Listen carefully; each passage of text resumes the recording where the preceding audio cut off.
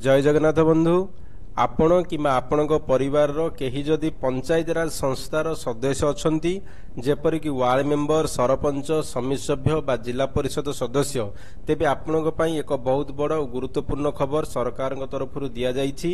ओडिशा सरकार पंचायत राज और पानीय जल विभाग एक नुआ विज्ञप्ति जारी करिसेंती। एही निष्पत्ति अनुसार कार्यरत थिबा समय रे पीआरआई सदस्य मानकर मृत्यु हेले किंबा दिव्यांगता बा डिजाबिलिटी क्षेत्र में सरकार तरफ आर्थिक सहायता बा एस ग्रासिया प्रदान करा जिवो। ताहले बंधु केउ क्षेत्र में केते टंका सहायता मिलिबो देखंतु।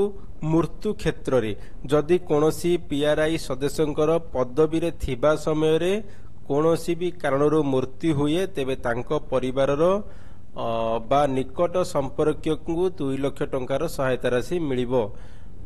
से भली भाव में गुरुतर दिव्यांगता क्षेत्र में बा डिजाबिलिटी क्षेत्र में जदि कार्यरत थिबा समय रे कोनोसी सदस्यंकर 2टी आखि 2टी हाथ किंबा 2टी गोड़ संपूर्ण भाव नष्ट हो जाए तेबे सेही सदस्य को 2 लाख टंकार मध्य सहायता राशि मिलिबो।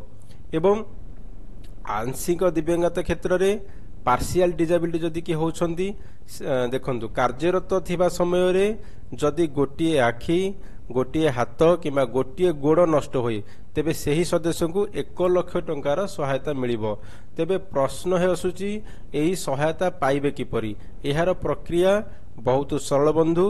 देखंतु जहा एठी रेजोल्यूशन रे लेखा जाइछि मृत्यु क्षेत्र में कौन करिवे ना जिला पंचायत अधिकारी बा डीपीओ को ऑफिस को जाई मृतकों डेथ सर्टिफिकेट और लीगल हेयर सर्टिफिकेट सहित जिलापाल को प्रस्ताव देबे।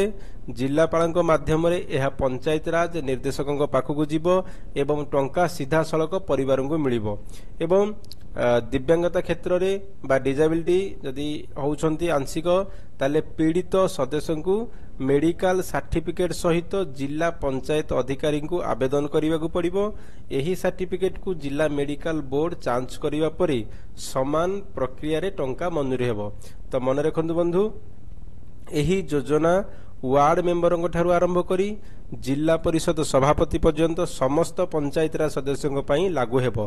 तृणमूल स्तर रे कार्य करुथिबा आमर जनप्रतिनिधि मानक पई यह सरकारंकर एक बहुत भल पदक्षेप। तो यही गुरुत्वपूर्ण सूचना को समस्त पीआरआई सदस्यों पाखरे पहुंचाया पई भिडियोटी को निश्चय शेयर करंतु। भिडियो भल लागिले लाइक करंतु एवं एमिति अपडेट पई आम चैनल को सब्सक्राइब मध्य कर दियंतु। धन्यवाद। Thank you for watching.